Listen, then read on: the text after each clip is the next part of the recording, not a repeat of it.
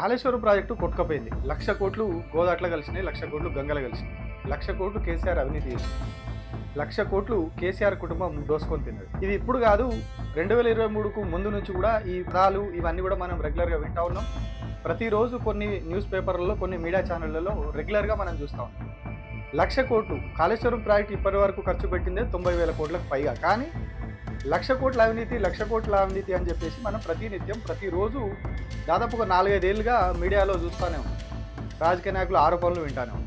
కానీ వాస్తవం ఏంటిదనేది కేంద్ర ప్రభుత్వం ఆర్థిక నివేదికలో వెల్లడించింది. కానీ ఏదైతే 4-5 ఏళ్ళుగా జరుగుతున్నటువంటి ప్రచారం ఉందో ఆ ప్రచారానికి అలవాటు పడ్డటువంటి ఒక సెక్షన్ ఇప్పుడు ఆ నిజాన్ని కూడా బయటికి రాకుండా అడ్డుకునే ప్రయత్నం చేస్తా ఉంది.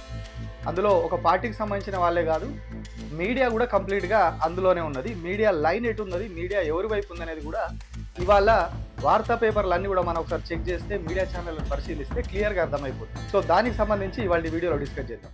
నమస్తే, నేను Prabhakar Venavanka. Welcome to PV news. కేంద్ర ప్రభుత్వం 2025-26 సంవత్సరానికి గాను ఆర్థిక సర్వేని బయటపెట్టింది. దీనికి సంబంధించినటువంటి ఈ లెక్కలన్నిటితో ఒక భారీ డాక్యుమెంట్ని రిలీజ్ చేసింది. ఆ రిలీజ్ చేసినటువంటి డాక్యుమెంట్లో తెలంగాణకు సంబంధించినటువంటి కొన్ని అంశాలు ప్రత్యేకంగా ప్రస్తావించింది. అవి కాళేశ్వరం ప్రాజెక్టు, వి హబ్, షీ టీమ్స్, అట్లనే సేవా రంగంలో కూడా ఏ స్థాయిలో గ్రోత్ సాధించింది, ఐటెక్ మాత్రలో ఏ స్థాయిలో గ్రోత్ ఉందనేది కూడా అందులో వివరించింది. కాళేశ్వరం ప్రాజెక్టు ద్వారా ఏ స్థాయిలో భూమి సాగులోకి వచ్చింది, ఎట్లా తెలంగాణలో సాగు విస్తీర్ణం పెరిగింది. 2014లో అంటే తెలంగాణ రాష్ట్రం ఏర్పడిన మొదటి ఏడాది 1.31 కోట్ల ఎకరాల్లో పంటలు సాగు అయితే 2023కి వచ్చేసరికి అది 2.2 కోట్ల ఎకరాలకు పెరిగింది అని చెప్పింది. దీనికి కారణం ఏంటిదంటే కాళేశ్వరం ప్రాజెక్టు, మిషన్ కాకతీయ అని చెప్పింది. దీనికి సంబంధించి అందులో ఆ ఆర్థిక నివేదికలో వెల్లడించింది. అట్లాగే షీ టీమ్స్ తోటి మహిళా భద్రతకు ఎట్లాంటి చర్యలు తీసుకున్నారు, వి హబ్ ద్వారా ఎట్లాంటి ఇన్నోవేషన్స్ని వాళ్ళు ప్రోత్సహించారు, ఇవన్నీ కూడా అందులో క్లియర్గా ఆ డాక్యుమెంట్లో ఉన్నాయి. సో ఇదంతా గురువారం ఈవినింగ్ నుంచి కూడా ప్రచారంలోకి వచ్చింది. మీడియాలో కావచ్చు, అంతటా మనం సోషల్ మీడియాలో తిరుగుతూ ఉన్నది. ఇవాళ పేపర్లో, శుక్రవారం రోజున పేపర్లో కూడా వచ్చింది, అందరం చూసినాం.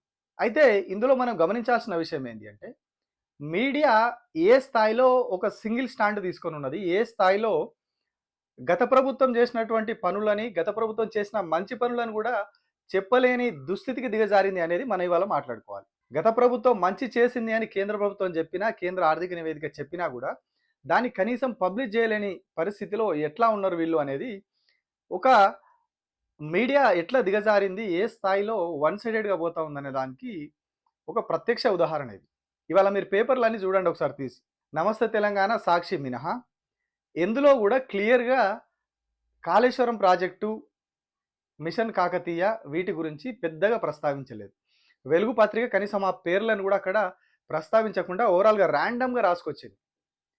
ర్యాండమ్గా ఏదో ఇట్లా చెప్పిర్రు అని చెప్పి చూచాగా రాసుకుంటూ వచ్చేసి వదిలిపెట్టేసింది.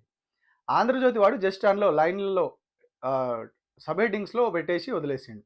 ఇక ఈనాడు సంగతి అంతే. సో మరి ఎందుకు మరి కేవలం వాళ్ళ వార్త ప్రాధాన్యతను, వాళ్ళ ఆలోచన ఎట్లా ఉందో, మీడియా మేనేజ్మెంట్ ఎట్లా ఉందో దాన్ని బట్టి తీసుకున్నారని మనం అనుకోవచ్చు. దాంతో మాత్రానికి వాళ్ళని నిందిస్తామా, వాళ్ళను చేద్దామా అని అనుకోవచ్చు. కానీ ఎందుకు మీడియా దిగజారింది, మీడియా వన్ సైడెడ్గా పోతా ఉన్నది, మంచి పనులను కూడా చెప్పలేని దుస్థితికి దిగజారింది అని చెప్పిన అంటే, సేమ్ ఇదే తెలంగాణకు సంబంధించి మేడిగడ్డకు సంబంధించి ఒక వార్త ఇవాళ ప్రతి పేపర్లో ఫ్రంట్ పేజ్లో కనిపిస్తుంది. డేంజర్ జోన్లో మేడిగడ్డ అని ఒక వార్త వస్తుంది. ఈ వార్త అన్ని పేపర్లలో ప్రధానంగా మేడిగడ్డ అనేది క్లియర్గా కనిపించేలాగా అన్ని పేపర్లలో ఫ్రంట్ పేజీలో హెడ్లైన్లలో ఉంటుంది. మేడిగడ్డ అనేది కాళేశ్వరం ప్రాజెక్టులో ఉన్నటువంటి బ్యారేజ్లలో, రిజర్వాయర్లు అన్నిట్లలో వన్ ఆఫ్ ద పార్ట్.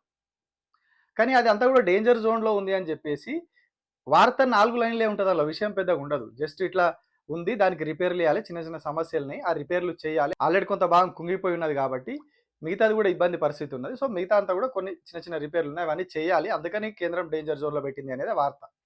కానీ దీన్ని అన్ని పత్రికలు, అంటే ప్రభుత్వం వైపు ఉన్నటువంటి అన్ని పత్రికలు కూడా మెయిన్ హెడ్డింగ్ పెట్టినాయి. వాళ్ళ టాప్లో ప్రతి దాంట్లో మీరు ఓపెన్ చేయగానే హైలైట్ అయ్యేలాగా ఆ వార్తను పబ్లిష్ చేసినాయి వాళ్ళు. కానీ అదే కాళేశ్వరం ప్రాజెక్టుకు సంబంధించి ఒక గొప్ప విషయం చెప్పింది కేంద్ర ప్రభుత్వం.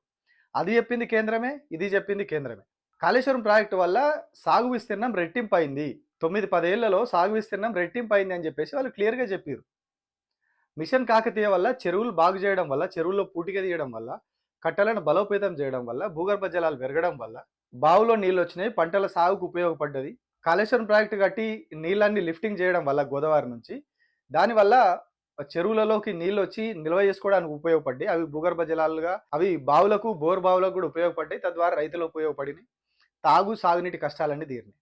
ఇదంతా కూడా అందులో వాళ్ళు చెప్పిన దాంట్లో సమరైజ్ చేసి వాళ్ళు చెప్పారు. అందులో సాగు విస్తీర్ణం పెరిగింది, ఈ ద్వారా నీళ్ళు వచ్చినాయి అంటే కేవలం సాగుకే ఉపయోగపడేవి, అవి తాగునీటికి కూడా ఉపయోగపడతాయి. కానీ మీడియా ఎక్కడ కూడా ఈ విషయాన్ని హైలైట్ చేయకుండా, ఎందుకంటే ఇక్కడ ఈ విషయాన్ని హైలైట్ చేస్తే ఇన్ని రోజులుగా కాళేశ్వరం ప్రాజెక్టు మీద వీళ్ళు రాస్తున్నటువంటి నీచపు రాతలు, పక్క రాష్ట్రానికి లాభం చేసే రాతలు, పక్క రాష్ట్రం పత్రికలు కూడా ఉన్నాయి. అందులో ఈ గడ్డ మీద పుట్టిన ఈ రాష్ట్రం పత్రికలు కూడా ఉన్నాయి, వెలుగు లాంటి పత్రికలు.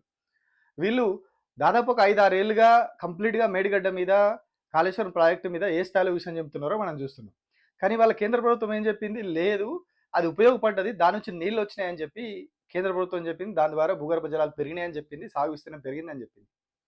కానీ వీళ్ళు 5-6 ఏళ్ళుగా చేస్తున్న ప్రాపగండ ఏంది, ప్రతిరోజు కూలిపోయింది కాళేశ్వరం తోటి రూపాయి సుక్క నీళ్ళు ఎత్తిపోయలేదు, మొత్తం ఖర్చు ఇన్ని లక్షల కోట్లు, అన్ని లక్షల కోట్లు, కేసీఆర్ తిన్నాడు, ఇంకొకరు తిన్నారని చెప్పి ప్రతిరోజు వీళ్ళు రాసుకొచ్చారు. ఇప్పుడు అదే కాళేశ్వరం ద్వారా సాగు విస్తీర్ణం పెరిగిందని రాయాలంటే వాళ్ళకి ఎట్లా డైజెషన్ అవుతుంది, వాళ్ళకి ఎట్లా అరుగుతుంది, వాళ్ళకి ఎట్లా మనసు సహిస్తుంది? మనం తప్పుడు ప్రచారం చేస్తున్నాము, దాన్ని ఒక పనికిరాని దానిలాగా మనం చూపించే ప్రయత్నం చేస్తున్నాము. అట్లాంటి టైంలో ఇది ఒక గొప్పది అని చెప్పి కేంద్ర ప్రభుత్వం చెప్పినప్పుడు మనం ఆ విషయాన్ని మళ్ళీ మనం రాస్తే ఎట్లా? అంటే మన క్లెయిమ్ మనదే తప్పు అవుతుంది కదా అనుకున్నట్టున్నారు పాపం. మనం ఇన్ని రోజుల నుంచి దుష్ప్రచారం చేస్తున్నాము, ఇవాళ సడన్గా లేదు లేదు అది మంచిది, ఇంత మంచి జరిగింది అని ఎట్లా రాస్తామని మరి ఆపినట్టున్నారు వాళ్ళు. ఎందుకు వీళ్ళు ప్రభుత్వానికి సంబంధించిన వాళ్ళే ప్రభుత్వానికి అనుకూల మీడియాని ఎట్లా చేస్తుందని చెప్తున్నామంటే, ప్రభుత్వ అనుకూల మీడియానే కాదు, ప్రభుత్వంలో ఉన్నటువంటి కాంగ్రెస్ పార్టీకి సంబంధించిన నాయకులు వాళ్ళ సోషల్ మీడియా వాళ్ళు కూడా ఇదే పని చేస్తూ ఉన్నారు. సోషల్ మీడియాలో క్లియర్గా ఆర్థిక నివేదిక వచ్చింది, క్లియర్గా పేపర్లలో పబ్లిష్ అయింది, సోషల్ మీడియాలో డాక్యుమెంట్ ఉంది, బడ్జెట్ వెబ్సైట్లో, కేంద్ర ప్రభుత్వ బడ్జెట్ వెబ్సైట్లో ఆ డాక్యుమెంట్ క్లియర్గా అందులో ఉన్నది. ఆ డాక్యుమెంట్లో 231వ పేజీ ఏదైతే వాళ్ళ ఆర్థిక నివేదిక ఇచ్చారో అందులో ఇంగ్లీష్ కాపీలో 231వ పేజీలో తెలంగాణ మిషన్ కాకతీయ, కాళేశ్వరం ప్రాజెక్టు, ఇవన్నీ అంశాలు అందులో ఉన్నాయి.